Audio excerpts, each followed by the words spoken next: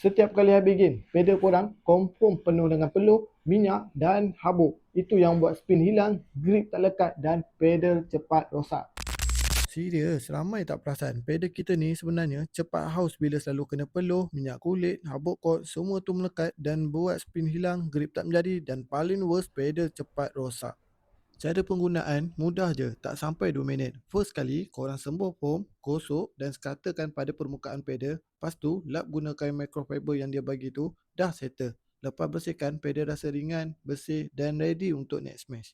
Sebab tu aku sekarang memang bawa dishwasher washer ni setiap kali pergi court. Pertama, apa yang bestnya, dia punya gentle formula, alkohol rendah, tak merosakkan tekstur pedal atau bonding. Confirm selamat untuk semua jenis pedal. Kedua, dia bantu boost durability, dia buang build up yang buat surface jadi kusam dan cepat worn out.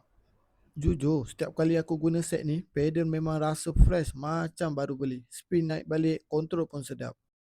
Serius weh, lepas korang bersihkan pedal ni, korang rasa pedal korang macam baru. Dan sangat-sangat senang nak spin, grip pun dah lekat. So, kalau korang berminat nak dapatkan Dean Washer ni, korang check out back di bawah. Okay, bye-bye.